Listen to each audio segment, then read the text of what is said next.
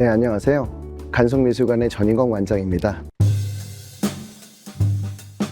간송미술관의 관장이라고 하면은 아무래도 그 기치라고 할 수 있는 문화보국을 계속해서 실천할 수 있도록 경영을 하고 우리 문화의 아름다움을 더 많은 사람들과 나누고 향유할 수 있도록 노력하는 사람이라고 할 수 있겠습니다. 생활하고 금융을 이렇게 연결을 한다는 의미에서 문화예술 이런 부분도 당연히 포함이 돼야 된다고 생각을 합니다. 이런 기회를 통해서 예전에 관람객분들이나 그런 팬분들이 아닌 다른 분들을 더 다양하게 만날 수 있다는 점에서 굉장히 기대가 많이 됩니다.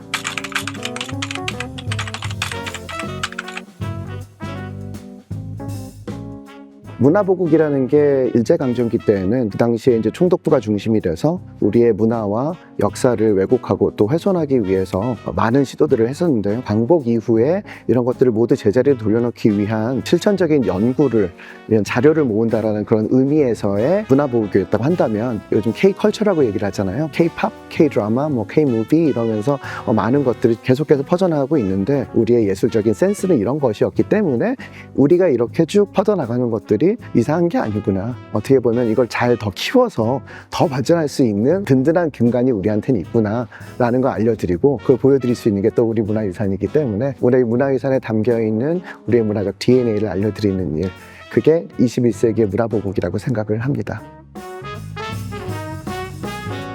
가장 상징적이면서 중요한 문화유산은 아무래도 후민저금 해례본이 될 것 같습니다. 우리나라는 사실 문맹률이 0.34%밖에 안 된다고 할 정도로 실제로 장애가 있으신 분들을 제외하고는 모두 읽고 쓸 수 있다는 인류 역사상 어느 나라도 하지 못했던 그런 업적을 이룬 게 바로 이제 우리나라, 우리 민족인데요. 그것의 중심엔 당연히 한글이 있습니다. 한글에 또 오리지널이 이제 후민정음이 있는 거고요. 실제로도 일제강점기 때 일본은 조선의 학회 사건이라든지 이걸 일으키고 조선어 교육 금지령을 내려서 우리 말과 글을 뺏으려고 이렇게 시도했던 게 아마 그 우리나라 정신과 문화의 중심에는 우리 말, 우리 글이 있기 때문일 겁니다. 그것을 그렇게 어려운 시기에 어렵게 수집을 하셔서 지켜내시길 뿐만이 아니라 또 그 이후에 영인본을 또 발행을 해서 연구활동을 돕는다든지 이런 일을 하셨던 것들이 어떻게 보면 간송하셨던 문화보국에 있어서 가장 상징적인 그런 문화유산이기 때문에 후민정음 해례본을 뽑을 수밖에 없을 것 같습니다. 정말 많은 일이 있었던 해입니다. 통북동 간송미술관 보아각 건물이라는 거 1938년에 만들어진 우리나라 최초의 사립미술관이자 또 동시에 이 바우하우스 같은 그런 모더니즘 디자인으로 만들어진 우리나라 최초의 건물이거든요. 앞으로도 계속해서 공개를 할 수 있는 형태로 보수복원을 하는 그런 그 프로젝트가 한 10여 년 만에 완성이 돼서 봄에 처음으로 그 보수복원이 완성이 된 보아각의 재개관전이 있었습니다. 그 다음에 또 여름에는 지금까지 우리가 해왔던 이런 디지털라이제이션과 현대미술 혹은 설치하고의 융복합이 10여 년간의 노하우가 모두 녹아들어간 지금 시점에서의 최종판이라고 할 수 있는 그런 전시를 선보이게 됐습니다. 대구 간송미술관 마찬가지로 한 10년 동안 준비를 해서 역시도 개관을 했기 때문에 이렇게 결실을 맺는 그런 해이자 또 동시에 저희가 조금 더 확장이 되어 나가는 것에 자리를 잡는 그런 특별한 해였다고 볼 수 있을 것 같습니다. 디지털 미디어 전시는 MG, 알파 이런 분들, 미디어에 좀 네이티브한 분들이 조금 더 가까이에서 체험을 하면서 접근을 할 수 있는 아주 좋은 소개가 되는 그런 계기가 될 수 있다고 생각을 또 하고요. 또 하나는 유물들이 박물관이나 이런 곳에 이렇게 전시가 되어 있는 것들을 관심이 특별히 있지 않은 분들은 그냥 지나가면서 이게 이거구나 정도로 지나가는데 살아 움직이면서 내가 스스로 이 안에 인터랙션을 하면서 체험을 할 수 있게 되면은 개인적인 관계를 갖게 되거든요. 문화유산과의 관계를 맺기 시작을 하면은 본인의 흥미를 스스로 느끼게 만들어주는 그런 역할도 할 수 있다고 생각을 합니다. 디지털로 경험을 하게 됨으로 해서 관심을 갖게 되고 흥미를 가지게 된다면은 실제로 미술관 박물관을 관람을 한다든지 스스로 찾아서 공부를 하게 된다든지 그런 계기를 마련해주는 아주 훌륭한 보조제라고 생각을 합니다.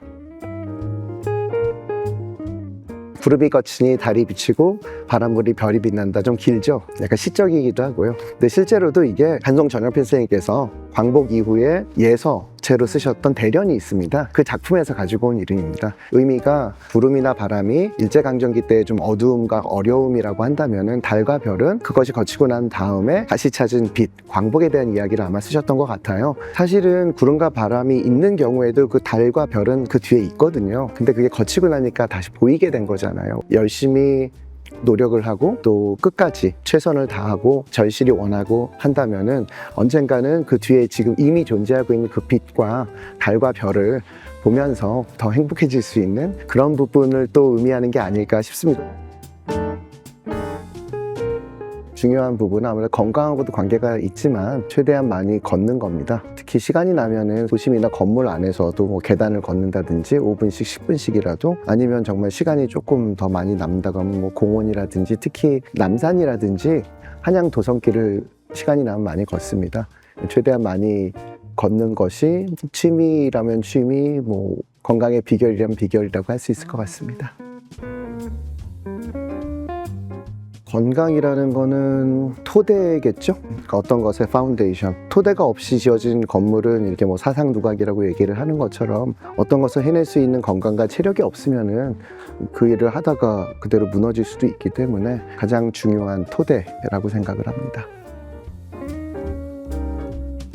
문화예술이라는 부분에서 후원이나 지원이 많이 필요한 것도 사실입니다. 많은 분들하고 연결점을 갖고 있는 게 또 금융이기 때문에 어떤 작품을 알리고 싶다라든지 어떤 문화유산을 알리고 싶을 때 보다 많은 분들하고 접촉할 수 있는 그런 매개체, 네트워크로서의 역할도 함께 할 수 있다는 부분에 있어서 금융의 소비자분들 께서 아트 팬들이 될 수도 있는 거고 또 이러한 문화예술을 통해서 또 소소한 행복감, 성취감을 또 느낄 수도 있는 부분이기 때문에 금융하고 문화예술은 생태적으로 굉장히 잘 협업할 수 있는 그런 관계라고 생각을 합니다. 우리의 문화유산은 사실 우리가 혹은 우리 민족이 그러니까 우리의 앞을 살아가셨던 분들께서 그 전에 수천 년 동안 혹은 수백 년 동안 살아오셨던 흔적 이라고 할 수가 있는 역사 그리고 문화에 대한 DNA 그리고 그것을 가장 잘 보여줄 수 있는 증거품 같은 것들입니다. 더 많은 관심을 가져주시고 또 살펴보다 보면 굉장히 아름답고 재밌기도 합니다.